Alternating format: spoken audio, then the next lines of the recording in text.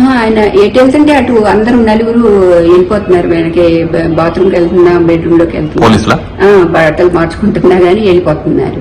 ఆ తలుపు ఎట్లా వేసే ఉంది. నేనన్నా ఎక్కడికి వెళ్తారండి, అది బాల్కనీనే కదా, అక్కడి నుంచి ఎటు వెళ్తారు, ఇక్కడే ఉంటారు కదా, ఎందుకు అట్లా ఎమ్మటి పడతారు, తొందరగా వెళ్దామని కొంచెం నిదానంగా వస్తారు కదండి అని అన్నాను. అంటే లేదు, టైం అయిపోయింది, వెళ్ళాలి, టైం అయిపోయింది అని ఎవరికో చెప్తున్నారు, టాబ్లెట్స్ వేసుకుంటున్నారు, వస్తున్నాం అని చెప్పి ఇంకా హడావుడిగా తీసుకెళ్లారండి.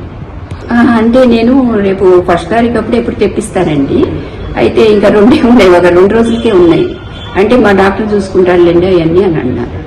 ఒక రకం టాబ్లెట్ 2 రోజులే వస్తాయి. అంటే ఇప్పుడు ఆయన మానేశానని కూడా చెప్పారు కదండి, రాజకీయాల్లో లేనని. నేను ఇంకా ఎప్పుడు లైఫ్లో మళ్ళీ మాట్లాడను, అట్లా ఇంకెప్పుడు ఎవరిని అనను అని అట్లా అవన్నీ కూడా అన్నారు. సరే అయినా కానీ వచ్చారనుకోండి.